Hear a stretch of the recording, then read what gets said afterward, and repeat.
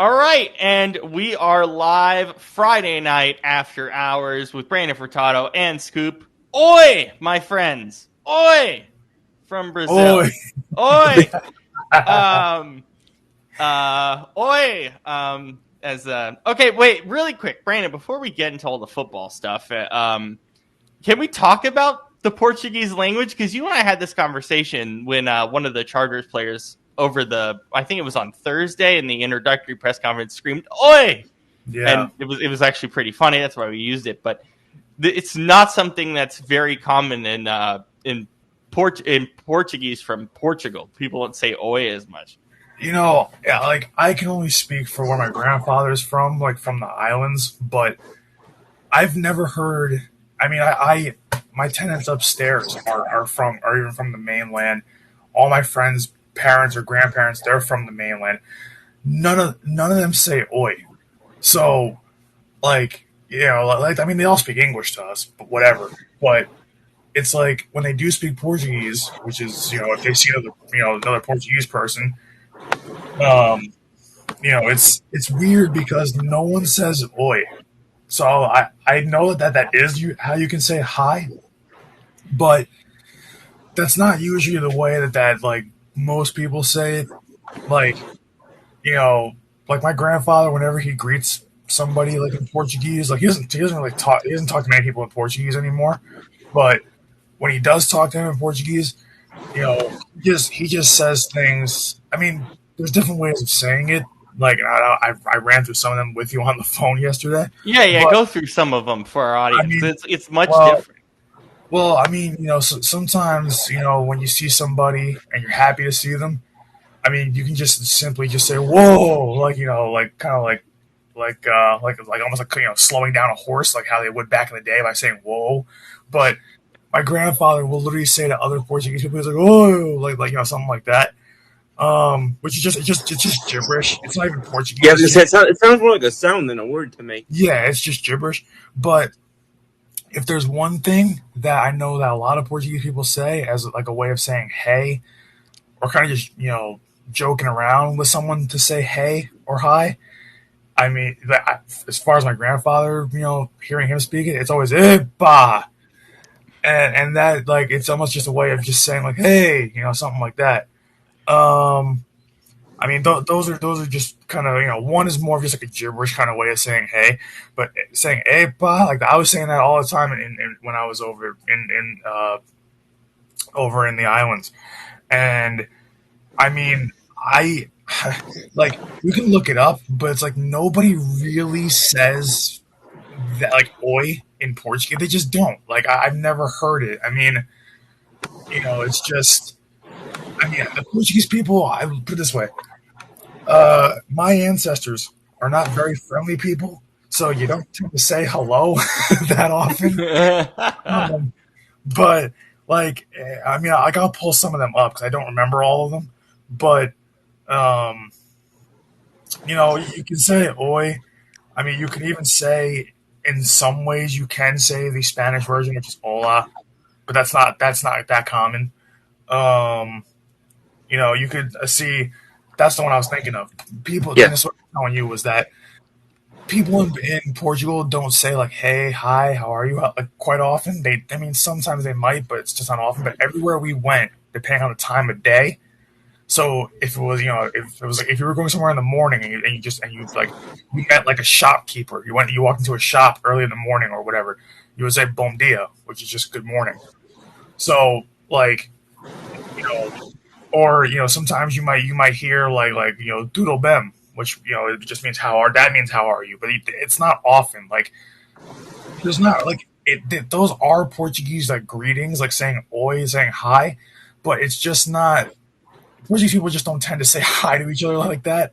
It's just not a thing. So like at least from all the Portuguese people I know in New Jersey, it's not a thing. Um, so it's you could also say instead of saying the other things, like you could also say how are you by saying like uh you know by saying like how are you sir, like that's more of like the thing is in Portuguese it's a lot of things are very formal when you greet people. hmm So like when you're saying like something like how are you, sir? That's like it's like como va el señor, like that, like that's just how are you, sir? Like so it. No one tends to like. So when I heard that and you sent that reel of that Chargers player saying "Oi," I'm like I've never heard that in Portuguese unless that's the Brazilian Portuguese, because that's not what actual Portuguese people say. So like at least not often. That's not something you hear often. So it's just weird. It caught me off guard when you said it, because I'm like the only "Oi" I know is when Aussies say like Aussie "Oi." That's Like, what I thought too. so like I've never heard that in Portuguese, so that really caught me off guard. My apologies. I'm just trying to find the clip. I think we have it somewhere in our chat because I think I saved it. I just found. Yep, here we go. It was Henley who said it. The Chargers player. Oi.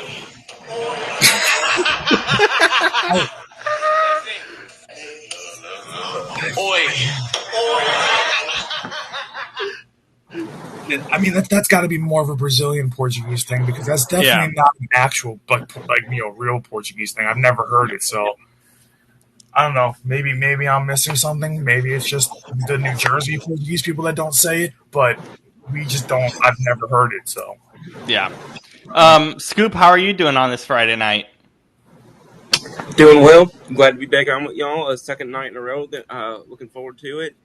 Watched a little bit of, I shouldn't say a little bit, watched a lot of football the last 2 days. As I know, all three of us did, mixed in with some baseball as well. So, lots to look forward to, lots to talk about, and enjoy. Looking forward to doing it with a smaller group tonight. Yeah, definitely much smarter than yesterday. Obviously, we just watched the game live yesterday. Didn't have to do that today due to no weather delay. Thanks, Brazil. Jesus. But I feel like I watched two football games last night. One before the delay and one after the delay. I felt like two different football games. Oh yeah, pretty much. Yeah. And then of course we don't have Shane with us, who is coaching high school football today. So wish him the best of. Yes, Coach Hansen. Shout out for sure. All right, Brandon, I'll start with you. Last year, and actually most years, we've covered the Chargers. We've talked about the bad wide receiving core, the bad coaching. Chargers going to Charger. The receivers looked really good today. Yeah. It's a positive to look forward to moving forward. For somebody with brick hands, Quentin Johnston had his best game as a Charger. So I'm really surprised that he caught 2 touchdown passes. They said that he was working on his hands in the offseason, though. So I expected better. I mean, this is now going into year 3. I think this is year 3, right? Yeah. So, I expected better, but I didn't expect him to go fully, ape for two 2 touchdowns for a guy that can't catch a football. So, I expected maybe, hey, he'll catch one, like kind of juggle it, maybe catch one near the end zone, score, whatever. I didn't expect for him to catch 2 and look pretty good doing it, look confident while doing it. Like even his route running is good. Lad McConkey is Lad McConkey. We already know how great he is. He got so many tough first downs for them, especially late in the game. Keenan Allen was used sparingly, but at this point, he's basically their wide receiver 3. So, I mean, but still, as Keenan Allen as your wide receiver 3 to be back where it started, with the Chargers, that's not a bad thing. And he's already got that rapport with Justin Herbert. So, honestly, if you can get anything out of this Keenan Allen reunion, if you can get if you can get another solid year from Ladd, and if you can get just a consistent year out of Quentin Johnston, that's a really good wide receiver. It can be a really good wide receiver. It can be a fun one. So, I mean, we've been saying for a while, like Justin Herbert, listen, we're not giving him a pass because he's had some really bad games, especially last year's playoff against the Texans. But it's something where if he just gets a little bit of help, he'll do much better. So it's definitely an encouraging sign. I mean, it's only the first week, and I mean, and the Chiefs kind of looked like a little bit out of sorts. And I mean, that could just be playing their first, playing the game in Brazil. but I really liked what I saw out of that receiving room. I mean, even even getting the running backs involved a little bit in the passing game. I mean, really Justin Herbert got everybody involved in the passing game tonight. That was a big thing. Is that no guy was unused on the field really. No dog didn't eat. You pretty much, yeah, that's what it Pretty felt like. much, yeah.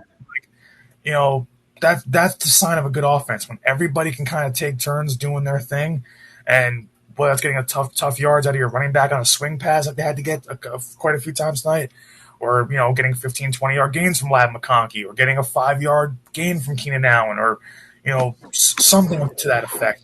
I mean, they just seemed like that was the first time. And listen, the Chiefs defense didn't look like the worst thing in the world, but that did not look like, at least for week one, that did not look like the Chiefs defense that we're used to seeing. They kind of got picked apart, more or less. So, I mean, it's, and they have a long flight back home. They can rest up, to play Philly in what, 9 days, 10 days. But I think that overall tonight, the Chargers showed that they're not going to be a pushover. I think in that division, I think they really did show us something. I mean, they got after Mahomes. Mahomes was scrambling quite a bit, kind of something similar to the Super Bowl. I mean, not as many sacks, obviously, but definitely scrambling for his life. It seemed like every other play, especially late in the game. Um, and for once, it was nice to see. It was nice to see that the Chargers didn't charge her.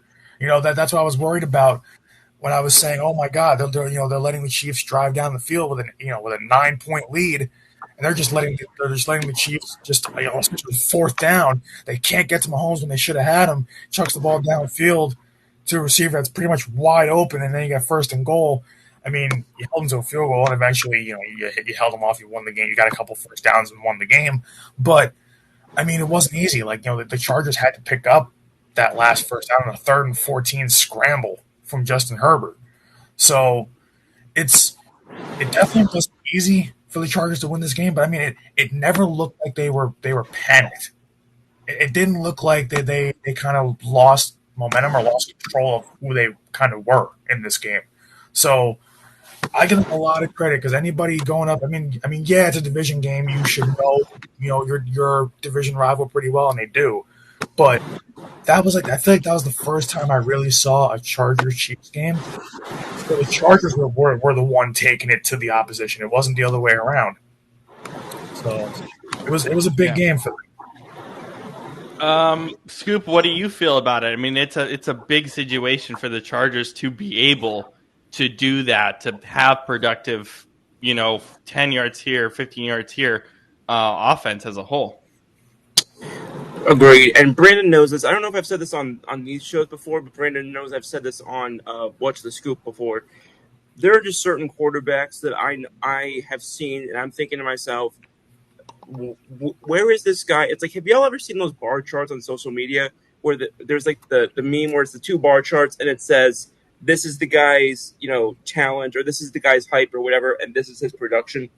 I have just always felt that the hype or the talent or whatever I'm told I'm supposed to be seeing with Mahomes, with Herbert, was not matching which is a phrase I don't like, but was not matching the quote unquote eye test.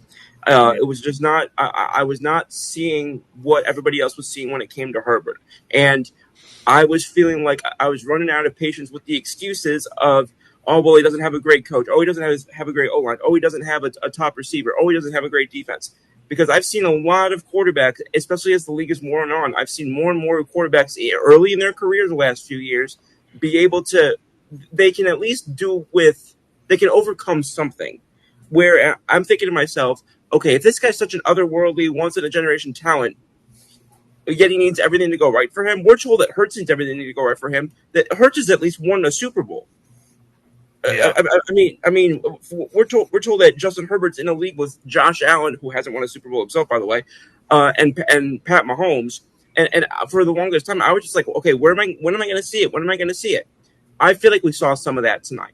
Yeah. I feel like I feel like this was, People talk in a player's first year about a welcome to the league type of a game. I know it's a couple of years into his career, but I feel like this could have been a type of moment for him because it wasn't, no disrespect to them, but it also wasn't against the Raiders. It wasn't against, people can't look at this and say, well, it was against a cupcake team. That nobody's going to confuse the Chiefs for a cupcake team. And also, even though I'm a very analytical guy, sometimes we all know this as sports fans. Sometimes you just see something in the beginning of a game where you're thinking, "Oh, this is that team's night," or "Oh, this isn't that team's night." I feel like when you lose a player due to injury from colliding with his own teammate, that's typically not a great indication you're going to have your night. And I'm referring to the Worthy Kelsey situation. And when I saw that, I was just thinking something's just off with this team. Like something just optically is not right with this team. Especially because when you're looking at a guy like or a team coached by Coach Reed, obviously somebody I have a lot of respect for. As I know, all of us do. Yeah. When I'm looking at a team coach like him, and they say that these great coaches have advantages, whether it's coming out of a bye, the first game of a season. They say that there's these certain times where with extra time they have the advantage. This did not look like a team that was coached by an all-time legend, and I'm just saying what it is. This team did not look buttoned up. They did not look like forget about schematically, but they weren't, as they say. I'm using a lot of Brandon phrases here. They weren't doing the little things like yeah. I sound like him, but that just it's what it was, and it was remarkable to me because for the longest time there were two things I wasn't used to. I wasn't used to the Chiefs not doing that, and I sure as shucks wasn't used to the Chargers doing that. Mm-hmm. So just great football. I think a really good game, and a team that I think might have been put on notice tonight that I do think where Warren's mentioning. I think the Denver Broncos are losing a little bit of sleep tonight. I know that they knew that they had to fend off the Kansas City Chiefs in this division, but they might be looking at this and think, okay, maybe we have two more games we got to circle on our calendar this season because that team, if they're going to take it to the Chiefs in another country on week 1, we probably shouldn't be looking past that game when we face them. Yeah, I mean, I definitely feel that way. I mean, Brandon, when it comes to the Chiefs, there is, as Scoop said, just imbalance everywhere. Yeah, I mean, it just felt like for tonight, especially, we talk about the Super Bowl hangover being bad for a team that wins it, but a lot of times the team that doesn't win it, their hangover is worse. And I mean, tonight it just looked like it. I mean, there were just procedural things that looked sloppy from them. Just a lot of kind of drop passes, a lot of it almost seemed like they were never totally in the game at any point. From the coaching staff to hell, even Harrison Butker, he didn't have a good night. So I look at them. I mean, Chris Jones looked winded. He looked really slow out there for a good chunk of the game. I'm starting to think that. I know it's week 1, but I'm starting to think that maybe his best days are starting to get behind him. It looked like they were comfortable. That's Patrick Mahomes having to run for his life quite often.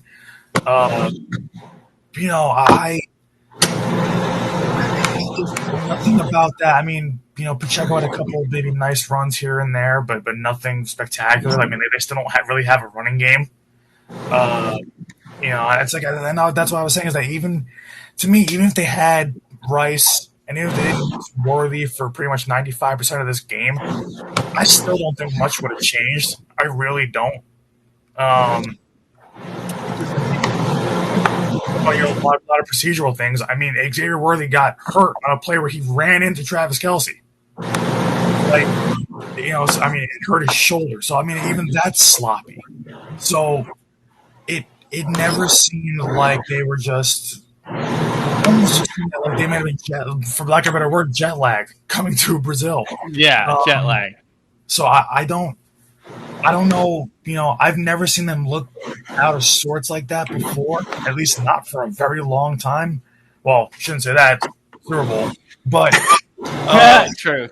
but I'm just saying like to start a season or just any regular season game, I've never seen them look like that. Kind of just off, just like just too many pre-snap kind of little things that they clean up. Too many like just concentration mistakes. So I mean, they'll clean it up. It's the Kansas City Chiefs. They're going to at some point, but this is why I was even saying that don't be surprised that if they don't win this division for what the freaking 75th straight year. Like, Yeah. don't be surprised if they don't win this division. Do not because the Broncos are up and coming, and the Chargers showed tonight that they're not going to be a pushover. So it's scary. Yeah, it definitely is. Yeah, this division is definitely going to be really, really fun moving forward. Any last thoughts? I mean, when is the next division game for the Chiefs? I can look right now. Yeah, I'm checking right now. The next division game for the Chiefs that I'm seeing, it's not for a while. It's the Raiders on October 19th, and it's a home game. It's the Raiders. So yeah. See, if that game was even the Broncos, I'd be like circling it. But yeah, like I mean, well, you know what's funny though? As bad as the Raiders are and have been, they always play the Chiefs in like a 3-point game. Well, see, that's the other thing. Is like division games. I feel like even the worst teams, I feel like that they show up to play when it's a division rival more often than not. Yeah. That's why I'm often like, I'm just surprised that it's that far away. Like that it's almost the end of it. It's like mid-October. The division games really got spread out this year. It was really weird. Yeah. Because this whole, for what, 90% of this week's games are division games pretty much, except for maybe 1 or 2. So yeah, the Chiefs, 3 of their last 4 games are division games. Ooh. And then, and then there's the one that I mentioned, and then they got one other one against the Broncos on the 16th. But yeah, 3 of the final 4 games for the Chiefs are division games. Yeah, interesting. That right there could decide. I mean, and it's no different for a lot of teams. I think even, well, especially for the 2 teams in the Super Bowl, because Philly's last, I think it's like what, like 2 of their last 3 games are literally Washington. Yeah, I think so. It's Chargers at Chiefs, Broncos at Chiefs, and Chiefs at Raiders. Yeah, I mean, so if they're gonna, that's honestly, Kansas City's got a tougher road. That right there can really shake out the division that last month. So yeah, which I wouldn't be surprised if that was. I don't know how much this plays into things, but I wouldn't be surprised if that was partially by design. Yeah, probably. Yeah, I'm pretty sure it was, but that's crazy to think that's gonna like. I mean, by that point they should be pretty clean. But I mean, how many times we've been seeing it the last 2 years? 2 years ago they won a Super Bowl. I mean, depending on how it plays out, I mean, you think about a Chiefs-Raiders game, on the last week of the season, typically the Raiders are just wanting nobody to get hurt, and the Chiefs are not usually playing their starters, getting, thinking ahead to the first playoff game. That might be a game that has real implications for the Kansas City Chiefs. Is that like the one towards the end of the season? Is that like week 15 or is that like week 18? The one that I just mentioned, the Chiefs at Raiders, that's week 18. Oh, okay, yeah. I mean, it's not when you look at the Raiders, a lot of those guys especially the younger guys, second year Brock Bowers, rookie Ashton Genty. I mean, it's like you think those guys. They got a real coach in there now in Pete Carroll. He doesn't mess around. They've got Geno Smith in there. 1, Pete Carroll knows him. 2, you know how I feel about him, Brandon. Geno Smith he's a good quarterback. He's a genuinely good quarterback. Oh my God! Please, Rob's gonna fight you. Why? Oh, I hate watching Geno Smith with all my blood. I hate it. I hate it more than anything else in the league. Shane does too. It's so bad. Like it's so bad, it's annoying. Well, see, by the way, I'm not saying it will be this year, so I'll give you that. Because, I mean, look, Pete Carroll's back with him. But again, you also have to keep in mind, this Raiders offense is not very good. It's much worse than what he had in Seattle. So yeah. I'm not confident about it.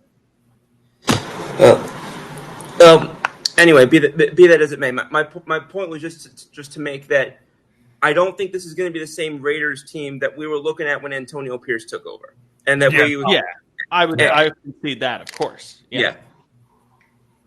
I mean, that's, you know what it is too. It's like, and and I mean that is genuinely a game. Like Gino is a guy, like Gino is almost like a Jameis Winston light.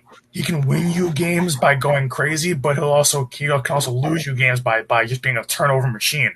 So, like, that's the kind of version of Gino you're going to get. If you get kind of lights out Gino, then they have a realistic chance to beat them. And this is where I was kind of going with this, is that when you look at the Chiefs' last 2 years, they've played, like, it seems like 1,000 one-score games, and they've all been just sloppy. It feels like they've been barely hanging on to wins here or there, and so. I mean, if the Chiefs don't clean some of this stuff up, and if we still kind of see some of these things linger, especially later in the season, I would almost start picking against them, and especially having 3 of their last games pretty much be division games. I might just pick against them in all those games if they're going to look the way they kind of have the last 2 years. So, sorry, Brandon, can I just want to throw in the I know I've given you this metric a couple shows ago on What's the Scoop. I'm just going to share this for the viewers here and maybe Shane. But I was talking about Geno. The last 2 years, Geno Smith has 8 fourth-quarter comebacks and 9 game-winning drives. Don't care. I'm going to be honest. I don't care. Because the fourth quarter, whatever, but those first 3 quarters are awful, and he has to step up in the fourth. The first 3 quarters were always horrible football. Like, they were so bad. So, yeah, the fourth quarter is good. I get it, but oh my God, those first 3 quarters were the reason they were bad. He had to do that in the fourth quarter. And it felt like every week, too. That's also fair. That's also fair. I just when I look at it, the way I was looking at it is they won the game, and even if it's not pretty, they won the game. Yeah, and that is true. Winning is what matters. And at the end of the day, they're not asking how; they're asking how many. Thank God for those of us who had to sit through whatever last night was. Yeah. Mm-hmm. See, it's just football.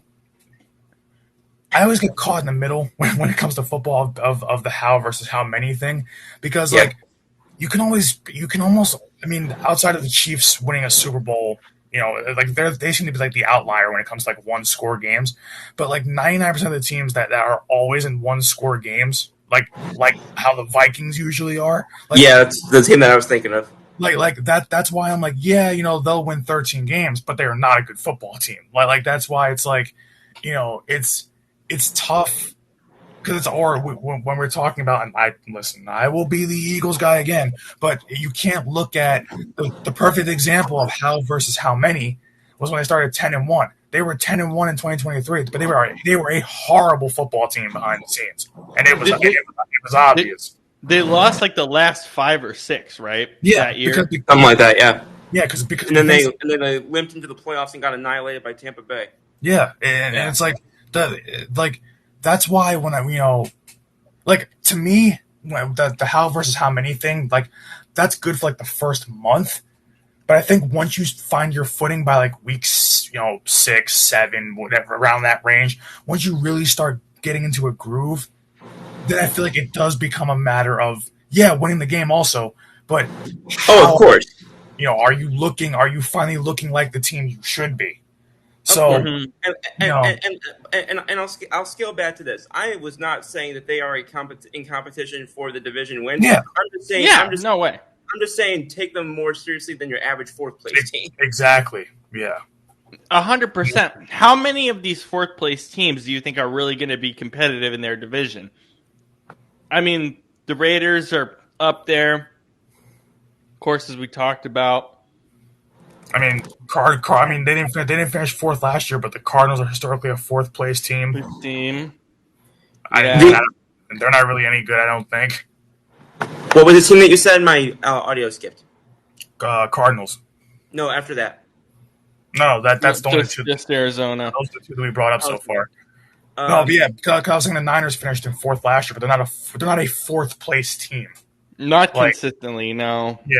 No, like the teams that I look at and I think of, okay, this is not like a, it's like, Brandon. I mean, Rob probably knows this too, but like Brandon, you know how we talk about there's a difference between a number one starter and an ace in baseball. Yep. That's kind of how I'm looking at this discussion right now. Is the difference between a team that's finishing in last place and a last place team. Like, yeah, there's a difference that, there's some teams that are going to finish in fourth just because they're in a good division. And then there are some teams that are going to finish in fourth because they suck. And I mean, you look at the Patriots, they're going to make some noise in the AFC East. The Giants could make some noise. The Giants was the team that I was just about to mention because again, their quarterback, they don't have any terrible quarterbacks. They don't have any great ones, but they don't have any terrible ones. And Jackson Dart, even if he doesn't end up having a good career, we've seen plenty of young quarterbacks catch fire for even a couple of games because you're not used to them.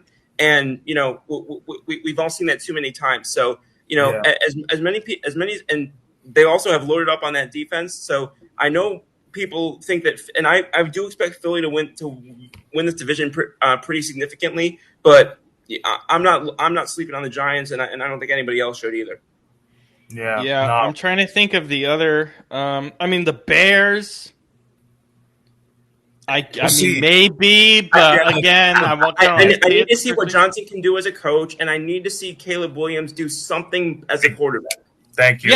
Yeah, no, exactly. 100% Scoop, 100%. So, yeah, I mean, yeah, that's interesting. I mean, again, so I think for me, Patriots for sure. Raiders, as we talked about. Browns, no way. Titans, maybe, but that's a massive if. Giants, Bears, a massive if. Saints, no way. We're not even talking about it. The only way that I can see the Saints doing it is if somehow Spencer Rattler recaptures the magic that had him as QB1 a few years ago. If he somehow does that, then sure. But if he does, then I don't know what timeline I've crossed into anyway. That's true. I mean, Brandon, go ahead. Like look at the. I mean, did we mention the Titans? Yeah, well, I mean, I just mentioned it haphazardly because you got to remember the Titans. What is it? 20 years of that movie coming out?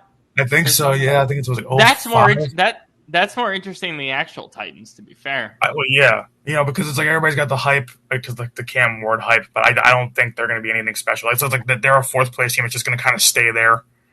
I mean, they unless the Jaguars have a meltdown and Danny Dimes over. I mean, in the last 5 years, has any team demolished themselves from within worse than the Tennessee Titans have? Cowboys. Yeah.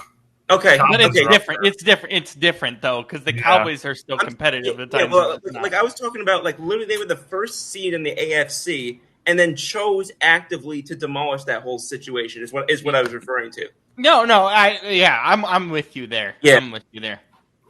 I mean, you can go division by division. I mean, we mentioned the Bears, we mentioned the Cardinals, we mentioned Giants. Then you look at like the NFC South, you look at like the Panthers or even the Saints, like one of those two teams. Like either one of them could really finish last. But I mean, it's like Panthers lately have been near the bottom of that division. It's like, but they're going to finish third because they always finish third. Yeah, like and it's like even if you get a good Bryce Young, is it really going to matter? And now you basically gave away his best target in Adam Thielen, so I mean that's going to really hurt them. I mean, you mentioned you mentioned the Saints and the Panthers. I mean, do we think the Falcons are that much better than either of those two?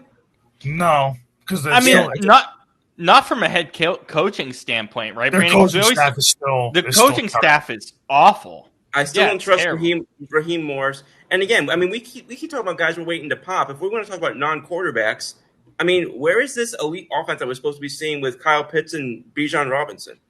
I mean, Bijan's been great, but Kyle Pitts Yeah. is the most non-existent, most frustrating tight end in football, especially in fantasy circles. Well, because Kyle Pitts had all that hype coming out of Florida, how good he was as a Gator, like, and then because he was tough, physical, was elusive, like he was basically a wide receiver playing tight end, and it was like having literally like a fifth wide receiver out there. If you have 4 wide receivers on the field or whatever it was, you have a fifth one out there, and him, and then we come to find out, oh wow, at this level he can't catch anything. He couldn't catch a cold standing outside in the middle of winter naked.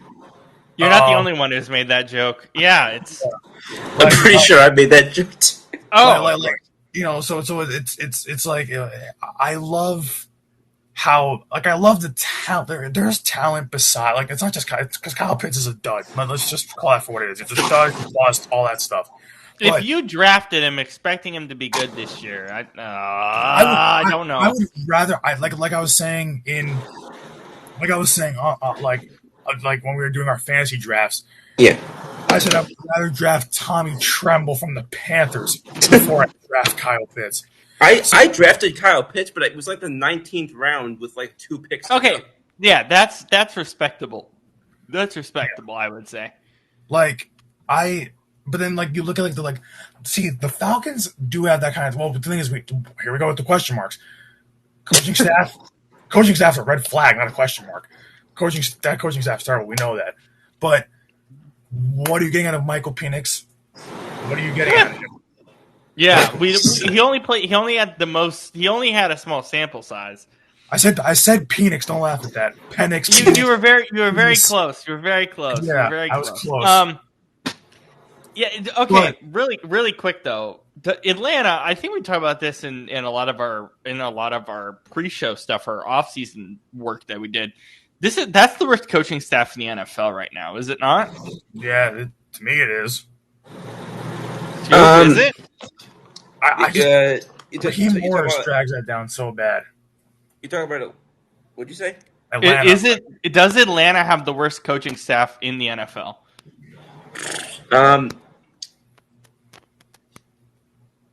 It's of the established ones. I'll say yes, and I know it's kind of a cop-out answer because there's 9 teams we haven't seen how they can coach yet. Yeah, but so of the established ones, I'll say there's a strong argument for it, just because I really can't think of anybody else I think who's decidedly worse. Did Schottenheimer coach better yesterday, or coach better than expected?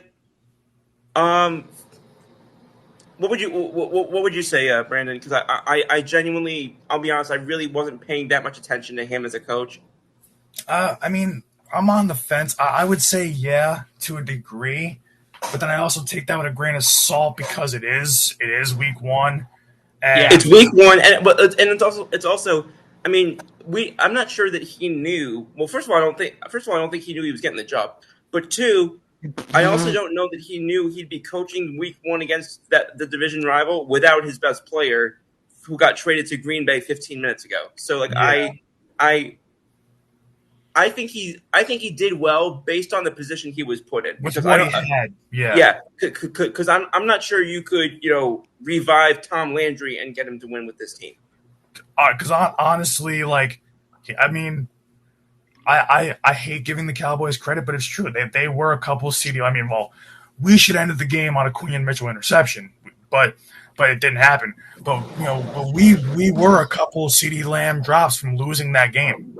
So if you want to say could have, or you want to say should have rather, we shouldn't have lost an idiot of a defensive tackle 6 seconds into the game. See that to me is what made the Cowboys. We were talking about because. I think it's talking about how CeeDee Lamb was bad last night outside of the yardage we had in the first. Basically, pre-lightning strike, CeeDee Lamb was great. Post-lightning strike looked like a Pop Warner kid.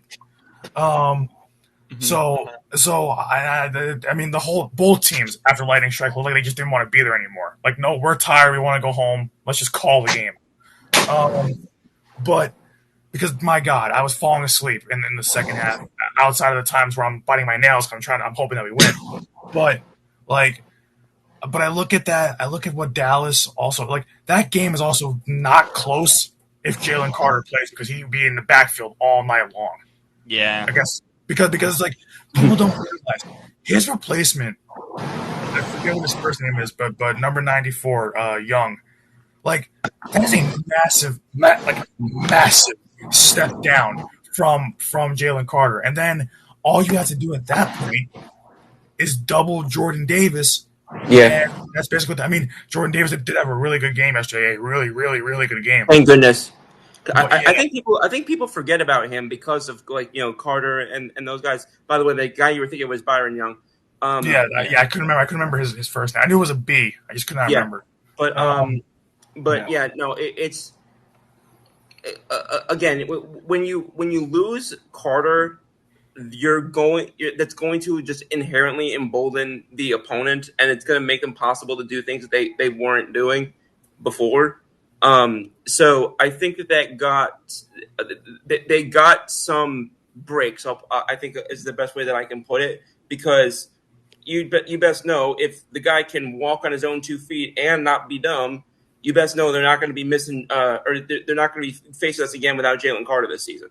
Yeah, and then the crazy thing is too, it's like I don't want to harp too much on Philly because we all watched the game yesterday, but I look at that game too, and it's like when you realize what the impact of losing Jalen Carter is, like we're talking about, that goes from having to double team Jordan Davis to then having if he plays that game, both of them are now having one-on-one matchups. Or one of them's getting doubled, so the other one's going to get right through the line. So it's like pick your poison. When he's in there, pick your poison. And it's like there's a reason why this guy is considered the next coming. I mean, if he can stay on the field and stop being an idiot, there's a reason why his talent level is. Oh yeah, that's the next Aaron Donald because he's fast, he's physical, he's stronger than hell, and it's just the brain isn't there. So. I don't understand how almost 400-pound guys can run like that. I just don't. It's ridiculous. Like the only 2 defensive tackles that can move at that size, or just can move like that in general, it's 2 guys on my list. It's Aaron Donald and it's Jalen Carter. So yeah, the only other guy I could think of would maybe be Warren Sapp. Yeah, and even then, I mean, like he wasn't totally fast. He was just a good technique guy. He knew how to work it. So it's like I look at that, losing him, and also because it's like then all of a sudden there was times where it's like, okay, we're gonna double Jordan Davis and we're gonna leave Nolan Smith on, and Nolan Smith did get in the backfield a little bit, but then so weird seeing defensive players wear number 3. I'm sorry, but go on. Yeah, I've gotten used to it. I got really used to it. Yeah, go on. Like I think Nolan Smith hasn't Nolan Smith pretty much been wearing number 3 since he's been in the league, or didn't he wear he wore maybe a double-digit number in like his rookie year, but that was about it. Maybe. What happened? Oh, I don't even know. I think he disappeared. It's telling me I have to join again. What's going on? Yeah, I know. It's telling me that too. What the flip? What do I do? Do I just hit join again?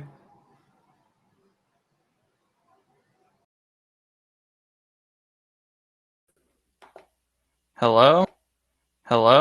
Let's see. Hello?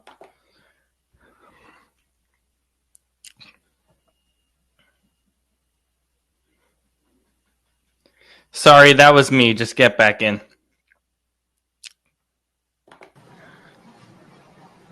Sorry about that. That was me. I was so confused. No, you guys are good. That was me. Also, how old is this message about the feedback? Just a little bit earlier. You're fine. Don't worry about it. You don't hear it now? You're okay. It's just slight. It's okay. No worries. Sorry about that, guys. Go ahead, Brandon. You were saying something about Nolan Smith. Just to finish up on the whole defensive line for Philly. It's like, and I mean, it just when you have Jalen Carter out there, it just point blank period, like we're saying, it just opens up so many opportunities for the rest of the guys to eat. So it's when you don't have him out there, and the thing is, when you don't have him coming like straight down the pipe at Dak Prescott, it's like that makes a big difference. Like, because when you have guys coming off the edge, he can kind of focus on the middle of the field. If Jalen Carter's in your face, if he doesn't sack you by running straight towards you like a missile, and so Dak can flush out of the pocket, and then all of a sudden Nolan Smith is waiting for you to sack you. So it creates that extra just paranoia, extra pressure, and it would have made a world of a difference. And it's tough, it's like when you think about what it was yesterday, the Eagles and Cowboys. This is why I don't like when people make excuses for which team won and which team lost, because yesterday they were basically on an equal playing field.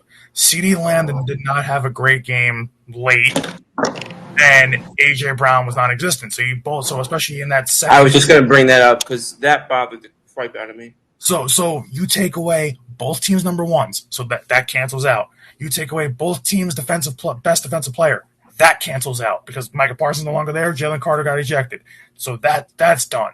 So then when you think about just which team was better, it's like Philly overall, and Philly had more penalties called on them, way more. So everybody's like, oh, well, what about some of the holding? That's one thing I don't like too. People, then we've talked about this on the show before. I saw so many Cowboys fans complaining about, oh, missed hold. I'm like, okay, you want me to run through your tape and show where your offensive line refs missed a hold? Like, there's holding on every play. Suck it up. Yeah, it happens. If you saw the on What's the Scoop, the guest that we were fortunate to have yesterday, Coach DeBell, one of the things, I don't think he said it yesterday, but one of the things he says all the time is there's holding on every single play. It's just where it gets egregious enough to the point where you have to call it. Yeah. If you're looking for it, you can call a hold on pretty much every play. Like there was a play yesterday where Mailata is completely bullying the guy coming off the edge, and Jalen eventually scrambles, rolls out, and runs for like a first down. It was like in the first or second quarter, whatever it was, and they're like, oh, Mailata's holding him because the second he turns around to disengage. And so the thing is, once he turns around to disengage and run the other way, Mailata's holding him. I'm like, he's got inside positioning, like inside technique, where they say as an offensive lineman, like you might get called for holding, but don't grab at the shoulder pads, grab inside the chest. Grab inside So that's exactly what he did. That's textbook offensive line. That's a textbook maneuver. And the thing is, by the time the defender disengaged from Mailata, and Mailata was not, it wasn't like he was mugging him. He was barely hanging on to him. Jalen's already like 5 yards well away from the play. So if you throw a flag for that holding, that's soft. But then it's like, oh, you want to talk about holding? Well, I mean, there was a play where literally Nolan Smith got literally wrapped around the neck and dragged down and could not get to Dak, trying to dump the ball off to the running back out of the backfield. Like, that's also a hold. But it's like, okay, I can let it go, even though, because I didn't even see it at the time, because things happen so fast. They're not going to catch every single hold, and a lot of NFL fans don't understand this. They are not going to catch every single thing. If it's blatant, they should. But the thing is like, even when it's blatant, they're going to call it 8 whatever. But they're not going to call it all 10 out of 10 times. It's never going to happen.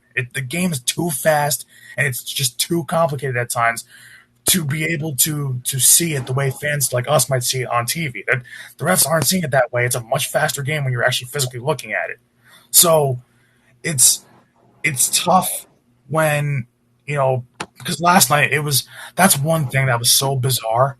I've never seen such I mean, I know Cowboys Eagles is hostile, and we all know that, especially me and you. That was crazy. But yesterday though. But between both teams with the nonstop fighting, and then it's actually carried over to both fan bases on social media, where I saw people literally like threatening other fans' lives over the game, and people literally like, I'm like, this is the first game of the season. It's opening night. I get that it's a rivalry. I get that these two teams don't like each other, but why why did that feel like we were like devolving as a society watching that game?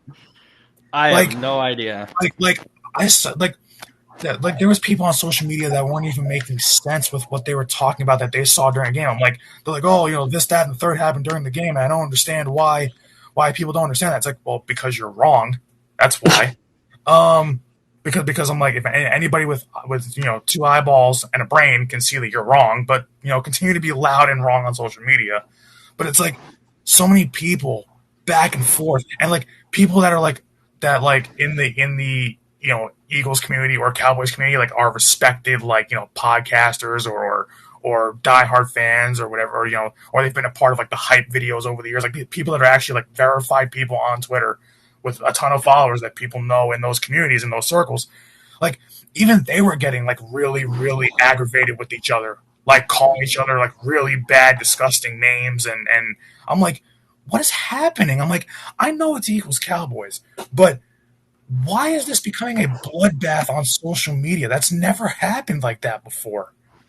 Like, I was shocked at the things I was seeing. I almost couldn't fall asleep because I was like, do we live in some sort of fallout shelter? Like where it's like an What is this, Fallout 76? Like I'm like, is everybody just going straight up Mad Max and like killing each other over rations? Like and, and then like, I was like, what is happening between these two fan bases? I'm like, I've never seen it that hostile in years. The last time I think I ever saw it that bad was when T.O. returned to Philadelphia, and we beat him pretty good, but he returned to Philly, and it was really hostile. But I've never seen it to the point where it was like something like that. Like I guarantee you that Giants Commanders won't be like that on Sunday. Like, but what I saw last night from both sides, it was disgusting to me what I was seeing. I couldn't believe it. It blows my mind. What platform are you on? Because I was not seeing this, and I was on a good amount of internet last night. Well, most of it was Twitter. So Yeah, because Twitter. Like, but the thing is, like, I remember previous Eagles Cowboys games. It was like, oh yeah, one side would troll the other after a loss or whatever it was, and it's like some of the fans would get butthurt, whatever, and then you move on the next day. But like, I was seeing things that happened in the first quarter of yesterday's game bleeding over into literally lunchtime today between fans. I'm like, can you just let it? It's like, I love the game. I'm a diehard. You guys heard me screaming at the TV last night like a madman. But like, but it's at the end of the day, it's a game. Why are you threatening another team's fans on social media on both sides? What do you have to gain from that? Like, yeah, I was seeing just people literally having at it in the comments, having full on like wars, like text thread, like comment threads, where it's like 20 messages being exchanged back and forth because they both won't let it go. I'm like, guys, it's 1:00 in the morning on the East Coast. Go to bed. We all basically fell asleep right after the show. We were knackered. Yeah, like after the game, I was like, okay, we won. I can go to sleep now. But then I started scrolling through social media. And I was like, oh my god, a lot of these people are like, you want to talk about Jalen Carter being disgusting and whatever. Some of the things I saw on social media were just as disgusting. So I was like, wow, man. I'm like, I know this is a rivalry, but I've never in my life seen it like that. I was shocked. Damn. Yeah. Tough stuff. Look, Shane always bugs me on this. I say we were gonna go like 20 minutes. We're about to go an hour. God dang it. I mean, we had to fill time somehow. I mean, I'm glad that we can talk about both games tonight. So like pretty much in full. Yeah. All right, Scoop, do you want to talk about water? I know this is weird, but you got like a gigantic ass water bottle. It's not even a bottle. It's a styrofoam cup. Okay, so serious question because I do not remember.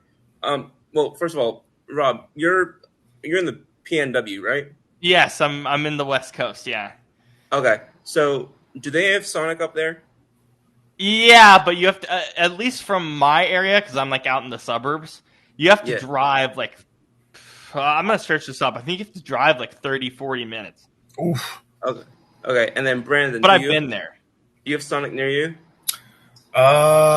The only Sonic I think near me is on the highway. I think it's off of like Route 17, like or something like that. Or it's some maybe not 17, but it's definitely like in Totowa. I remember it's in Totowa, which is okay. Yeah, I know. I know where.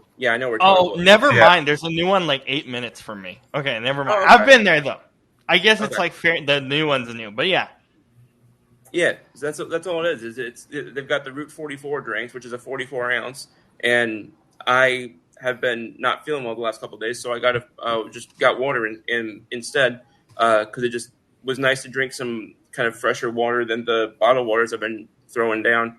Because I don't know how much y'all know about this part of Mississippi, but sometimes you want to have different water. Sometimes I'll put it that way. You cannot tell me that doesn't look unhealthy. If you're drinking water, that's fine, but not like Coca-Cola. Yeah, but do you know how many people going to Sonic and they're filling that whole thing with soda? That's what I'm saying. Actually, like Mountain Dew. Do I have time to tell a funny story on here? Oh, please. Yeah, I'm drinking Body Armor. Please sponsor us. Yes, I love Body Armor. I actually love Body Armor. Not gonna lie. That's literally. This is literally how I survive because it's so damn hot in this damn room when I do this damn show. Yeah.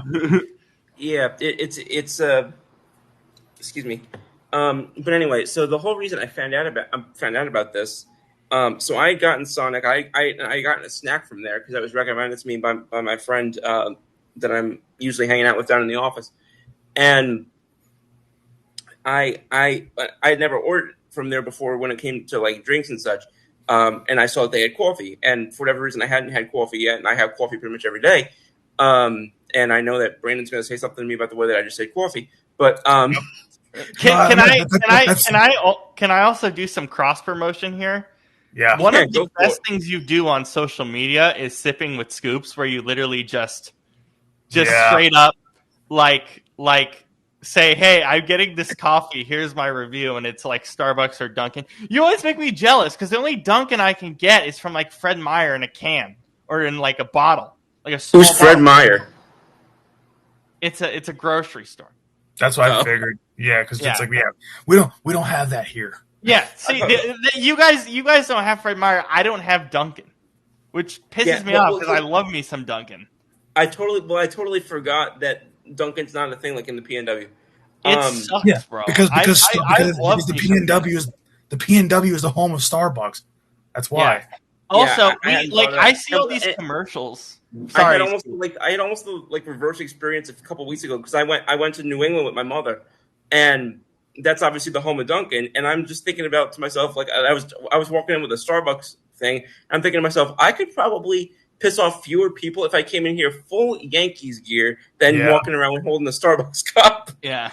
But yeah, sipping with scoops on IG, you kill it because it's like, thank you. I really appreciate that. It is fun to just see reviews. But again, it makes me jealous because I literally cannot have Dunkin' unless it's in like a small bottle. And like every time I see those commercials, like those refrigerated ones that they have at like the airport and such. Yeah. The small and I'm like, bro, and I'm like, here's what makes it worse for us here too when it comes to Dunkin'. We get all the advertisements like you guys do, and it's like, that's annoying. We get all the ads, and I'm like, the only Dunkin' I can have is if I walk 15 minutes down the street to like Safeway or Fred Meyer. It's like, okay.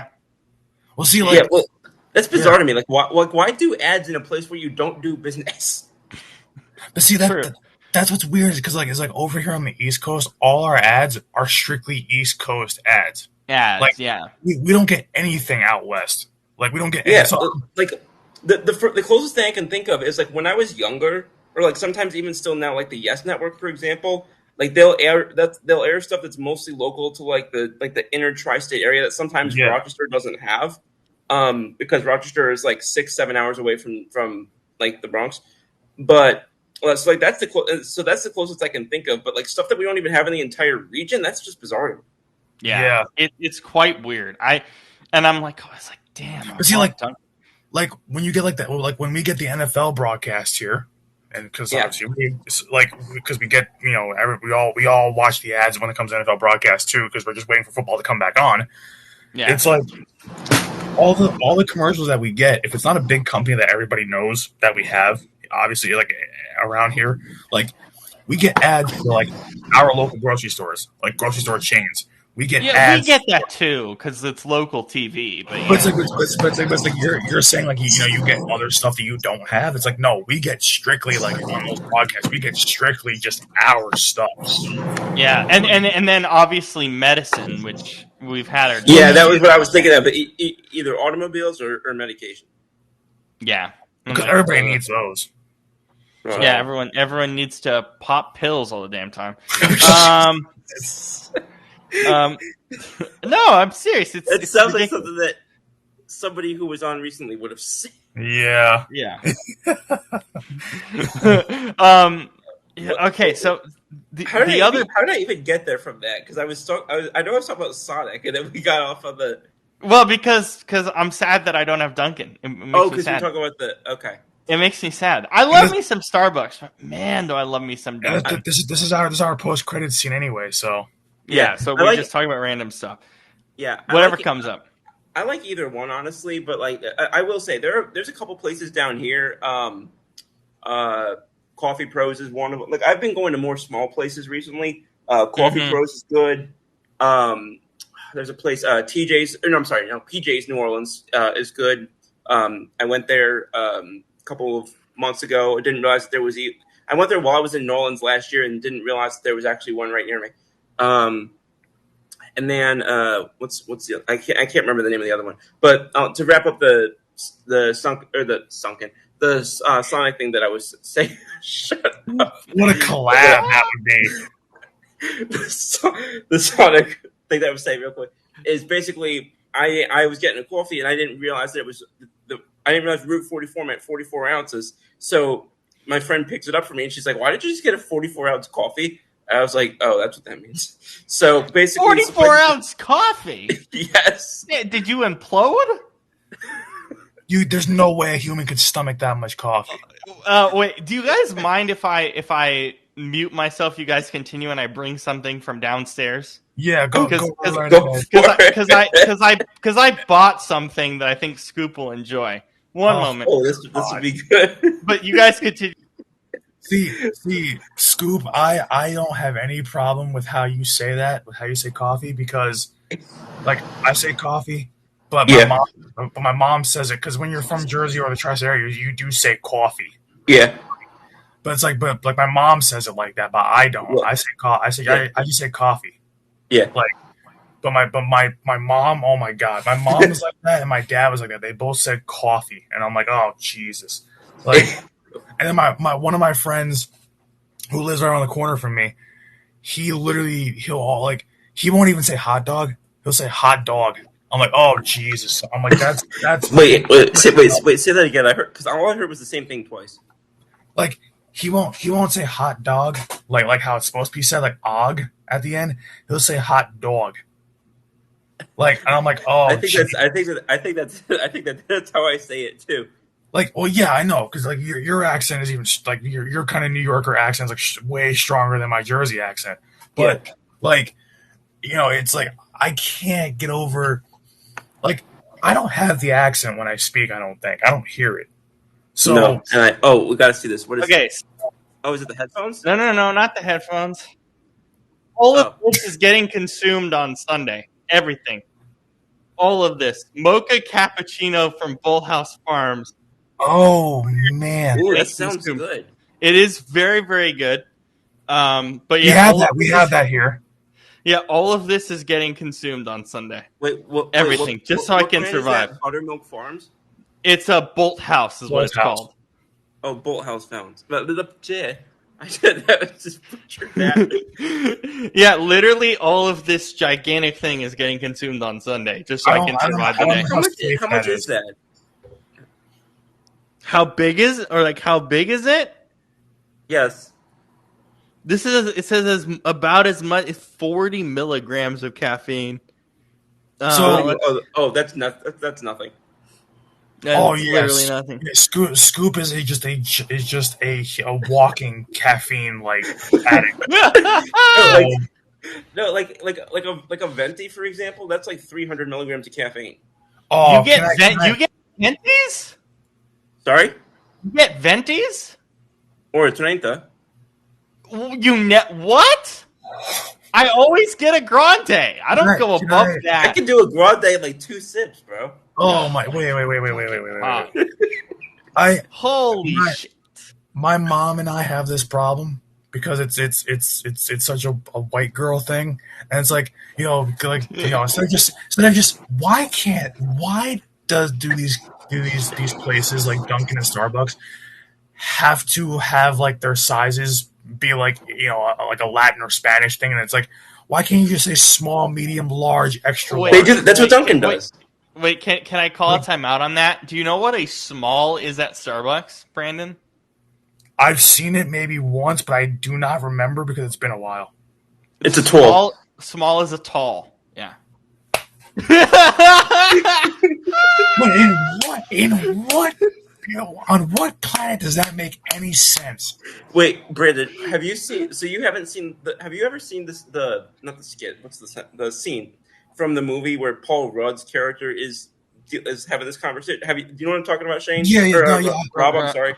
yeah, I think it's it might not be a movie. It might be a movie, but I know it's also an advertisement yeah. somewhere, I've or like I've an seen it SNL before. skit. Yeah, Okay, It's been copied. I'll just say that. okay. yeah. The only reason because like it feels exactly like what we were just doing with Brandon right there. Like You never knew you never knew that a small is a tall at Starbucks. I just forgot it was like I because you know why? I don't go. I'm not a white woman. I do not go to Starbucks. I do not go to Starbucks often. Like my aunt and uncle do. My mom might once in a blue moon. My sister might once in a while. But like I'm not going every day to where I can read the menu. Like where it's gonna be like that John Gruden meme.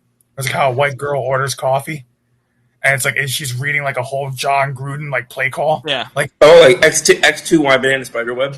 it's something like that. Yeah, he's like, yeah, he's like ready. He's like ready, fucking break. Like I'm like okay, like that's like I can't read a menu like that. Like I look at a Starbucks menu if I ever go there, and the thing is, last time I saw it, I was in the airport coming home from Portugal, so like Mm-hmm. I'm looking at the menu and I'm like, I can't read that. I don't want to read that. I'm like, where is the small, medium, and large? I don't want to say. I don't want a It's Latin phrase for an American company. Like it's supposed to be elegant. That's the purpose it's of a it. it is a chain.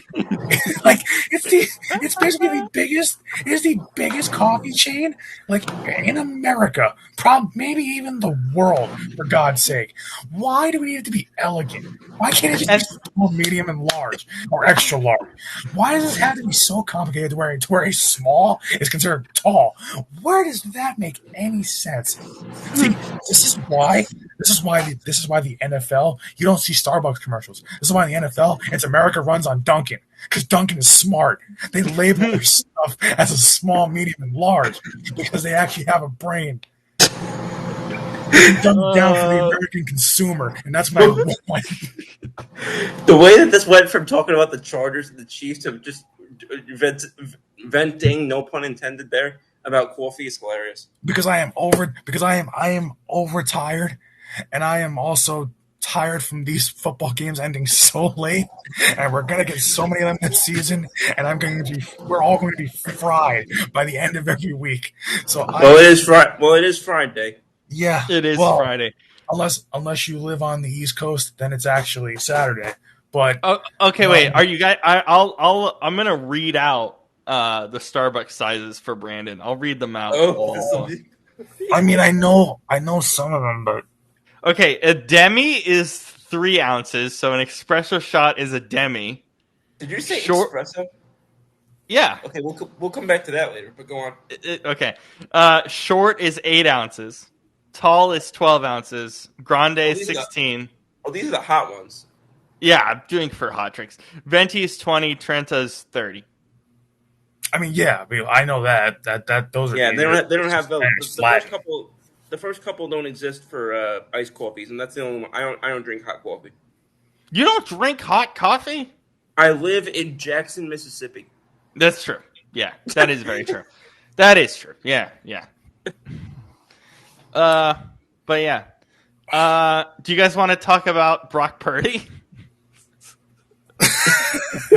I wish there was a better segue for that, but yeah. Well, you know what though? We're talking about American consumerism. He's in a commercial for what is it? He has like new jeans or something like that, or is Dude, like it's this commercial? Okay, Brock Purdy has the greatest agent ever, but this commercial for what is it? I think we talked about it last year. What is this, Ariat or whatever? I don't know how to say the company name, but he's literally doing line dancing in this advertisement. Well, that sounds fun. If his He's literally just line dancing. If his first touchdown Selly of the year is not that dance, I'm going to be disappointed. It better be. It sounds so funny. It better be. You want entertainment? That right line there. Dance. Well, you know what though? They might flag him for excessive celebration because that line dance was like a minute of the whole commercial. So yeah, it was like the whole thing. Yeah. So you know what? They just might be like, hey, excessive celebration. You're lead dance. I can't even remember what was it. What? I know one of our guys got flagged yesterday for a talent. What was it for? Nolan Smith. He flexed on the. It's like the running back that he caught in the backfield.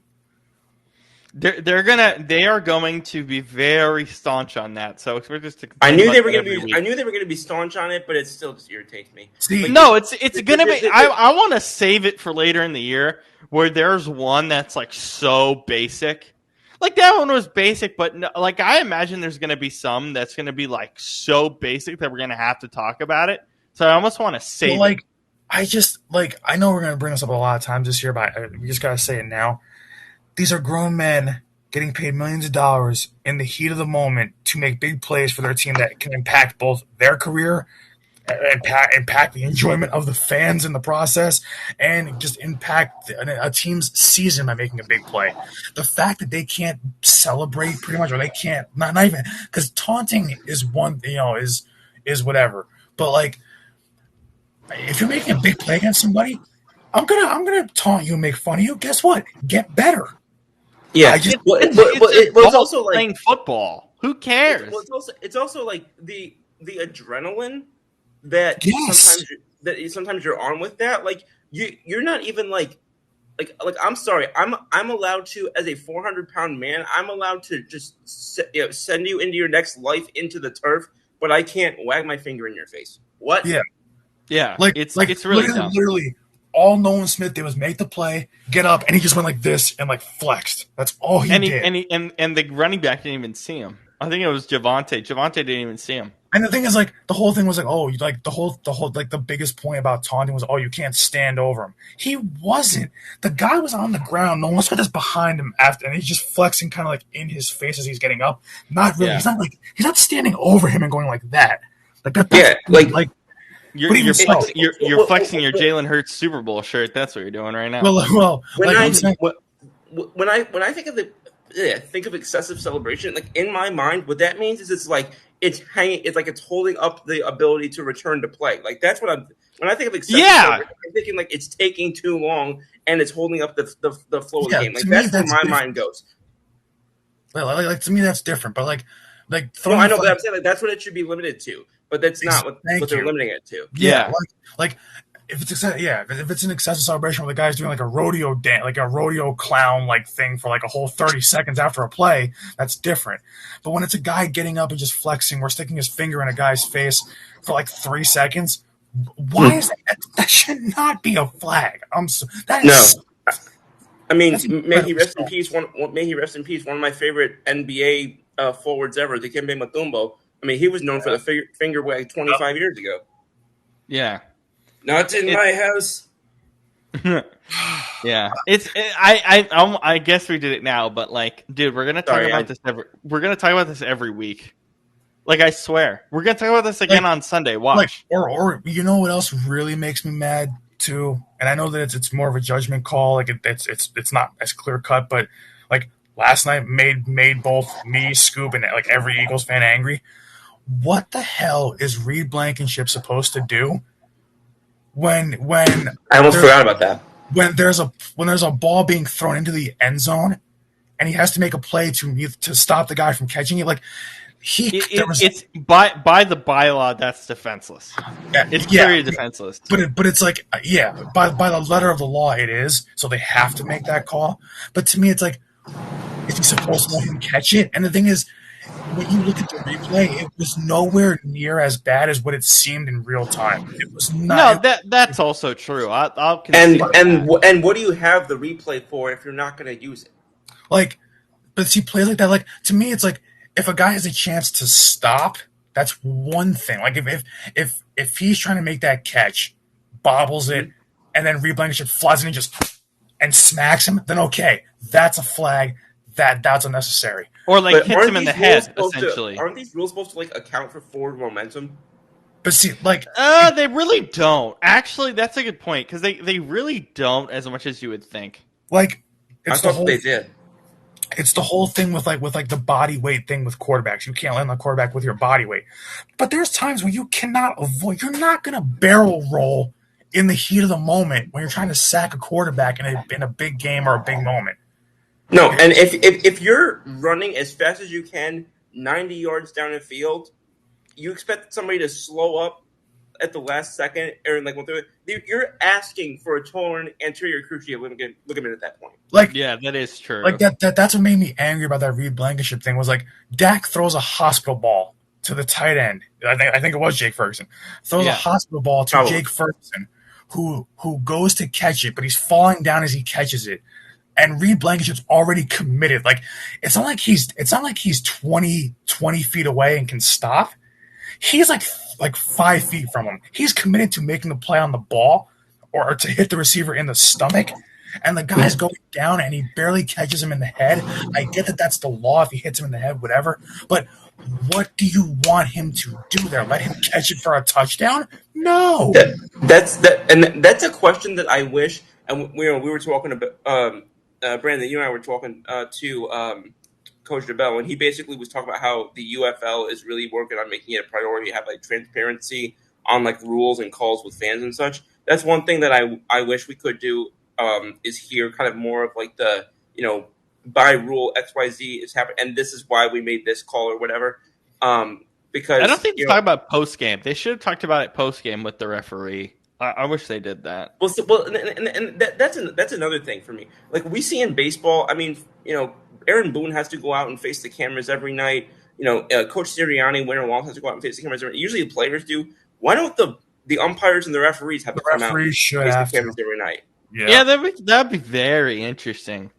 Yeah, like, I'm not against that. And then a lot of times too, like, even in baseball, you get like an umpire that makes several egregious calls in the game, but especially like one that's a really egregious call that changes the outcome of an entire game. Like plenty of those against Houston.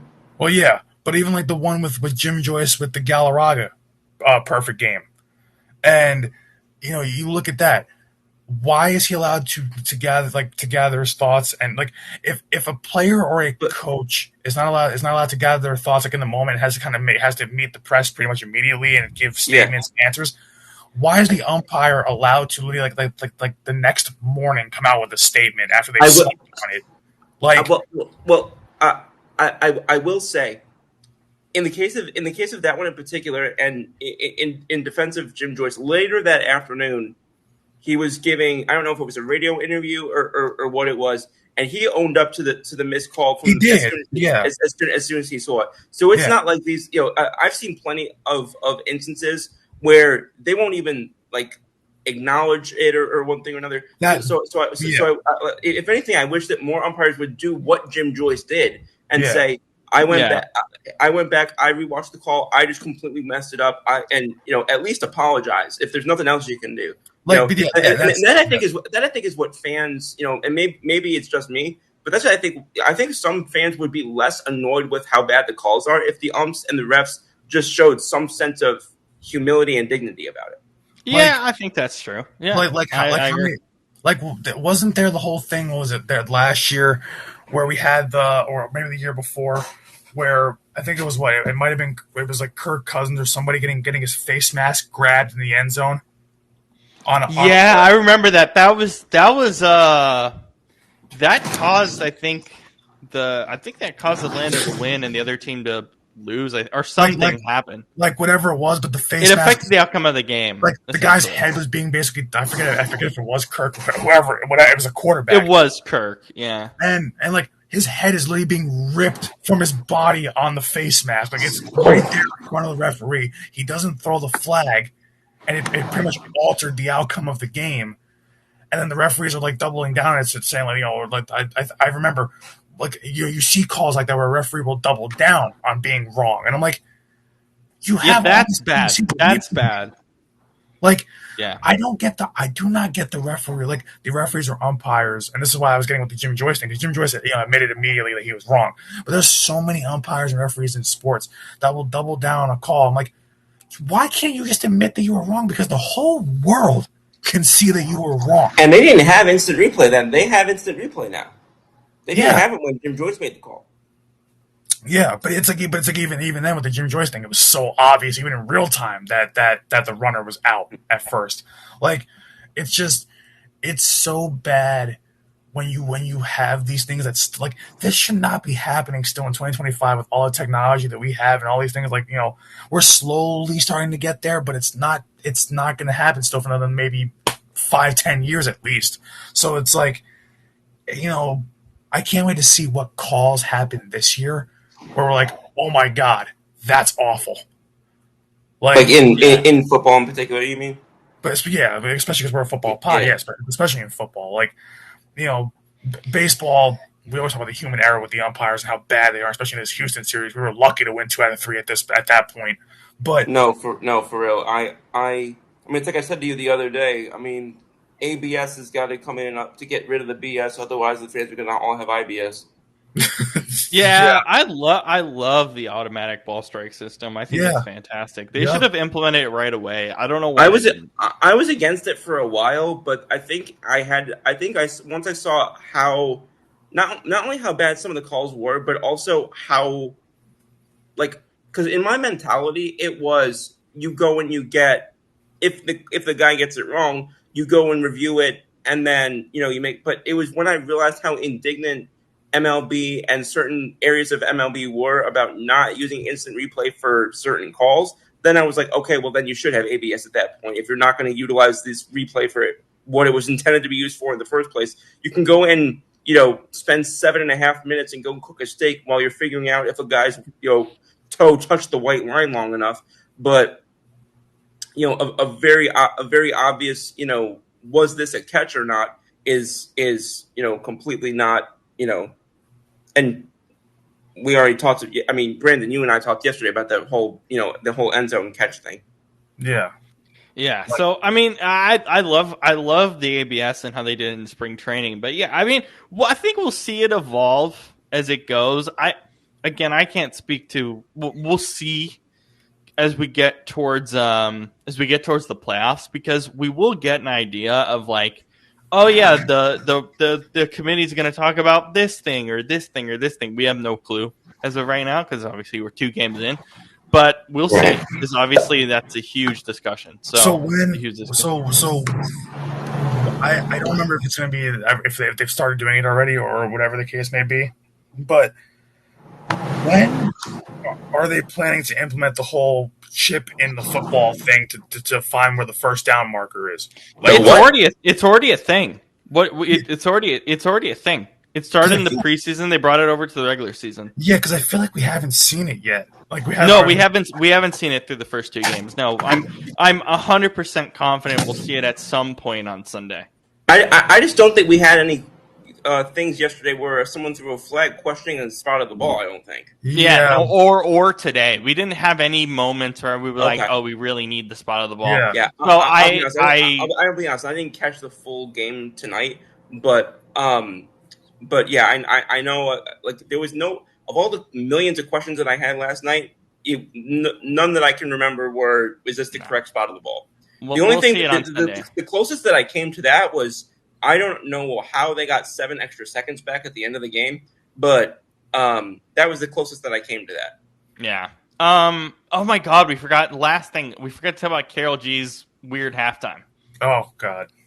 I'll stay out of that one because I didn't even watch it. So thank God. But see, I watched it vicariously through Rob talking about it and posting it in our chat. That's Yeah. the only way that And I know about it. And I was like, because I knew I wanted to talk about it during the show, and I was like, or during, right now, and I was like, yeah, it's fine, but it's weird. Also, these halftime shows are like insanely quick because they're obviously not doing Super Bowl, so it's like 5-10 minutes. But I've seen better Thanksgiving halftime shows than that. But was it? I didn't even know there was a halftime show until you said something. But was it like she was trying to treat it like it was like a Super Bowl halftime in a way? A little bit. I just thought like the attire was really weird. There's another weird thing. I'm sure I mentioned it in the chat somewhere, but there was like another weird thing in the middle. But I just thought the attire was so bizarre. I was like, what? Why is this so weird? And like, I'm looking it up right now just to see what it specifically was. But I was like, I don't know. It's not. I understand why we have to have a halftime, but I don't know why we're doing. Like, I don't know. I don't know why. Oh yeah, it was the cheetah. That cheetah was weird. Why? It's just like oh, here's a flipping cheetah that just pops out of nowhere. What are we doing? I mean, have we run out of ideas for a 10-minute halftime show that we have to put in cheetah? Looks like it's about to attack me through the damn YouTube screen. What is happening? I wish, Rob. I wish I knew. I really do. I mean, correct me if I'm wrong. I mean, I've never been to Brazil, but they do speak Portuguese. They basically are a part of Portuguese culture. I don't remember Portuguese culture ever having a thing where it's like, oh yeah, we're gonna feature pineapples and cheetahs, pineapple bras and cheetahs. Like, yeah, pineapples are a thing in the Portuguese islands. They do grow a lot of them. Like, I think second to only like Hawaii, like in the world. So I don't need to see your bra having pineapples on them. I don't need to see that. Yeah, I'm not quite sure what the intent was there. I'm very much. I mean, listen, I don't care about halftime performances anyway. When it comes to they didn't have one last year at the Eagles game, did they? I don't think so. I think this was the first year because it was YouTube and they wanted to make it like this big deal or whatever. Yeah, well, that's why I was even confused when you mentioned the halftime show to begin with. I was like, why do they have that in the regular season? Yeah. Yeah. Did you guys like the YouTube graphics? I actually thought they were much better than Fox. Yeah, I actually didn't mind it. I mean, I didn't the actual like commentating. I was like, but I'll always take Kurt Warner and Rich Eisen for one of these games. I'll always do. It's fine. It just felt very preseason to me. A little bit, yeah. Yeah, that's why I was like, like Rich. I like Rich Eisen as a podcaster and as like an NFL host. I don't like him as a broadcaster. Like, but it's definitely, I like Kurt Warner, but I don't know that was the graphics were cool. I actually like the presentation wise. I thought was fine. I don't know. That's crazy that this, I think was it like the first game in NFL history where you can actually watch for free. Completely, yeah. Completely free. Like you don't have to even have a YouTube subscription, and you don't have to have a cable plan. You can just get on YouTube. You have internet, you have data, yeah. You can watch it. Yeah. Yeah. I was watching it on YouTube TV, so I didn't like see all the specifics in terms of the stream, but I think it hit like 9 million. I have to see what the numbers are tomorrow or Sunday. And but surprisingly, it didn't buffer either. Okay, that was the one thing I was going to ask for you guys who watched it on YouTube specifically. Was there any buffering or anything? No, because I didn't have any. Yeah, no, it didn't buffer for me. I was able to watch the whole game nice and smooth. Honestly, I kind of like the fact that the game was on YouTube. Honestly, I want to see more YouTube games. Yeah, I'm open for it. I think it's good. I'll take it over Netflix and Peacock. And when I learned that it was when I learned that it was free play, then because at first when I heard it was YouTube, I was like, oh my god, why? But then when I realized that it was free play, and also because like the main issue that I have with the streaming things is like it's usually on one of the more niche streaming services that again like Peacock. Sorry, like Peacock, where it's like only certain people have it. Yeah, yeah, and if it's not, then it's like something that it's like, okay, just to go watch one game, I have to go and spend, money for the month that I'm not planning on, that I wasn't planning on, and also that I'm only going to use for one night.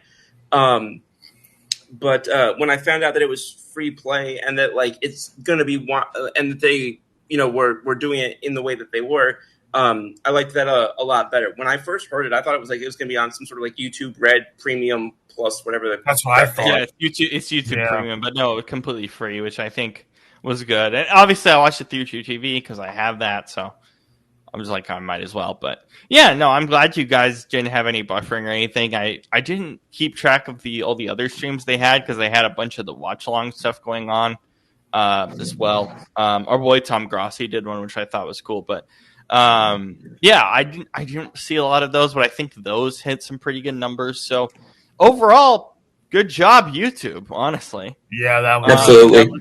good job, YouTube. Give us more of that. Absolutely. Any last words before we go? We completely went over time again. What's new? well, not over time. Honestly, compared to how long we usually do go on the pods, it's for a singular breakdown of like a game or two. Yeah, this was long, but I wait until we get to the Sunday show where it's like we go for like 3 hours. Yeah, I fully expect to go 3 hours on Sunday. Yeah. I fully expect that. Yeah, that's gonna be fun. All right. Well, yeah. Well, for Scoop, for Brandon, for myself, an oi to you all, and a good night. As we get ready for Sunday, we'll see you back here after Sunday Night Football, Bills and Ravens. We'll see you then. That's a good one.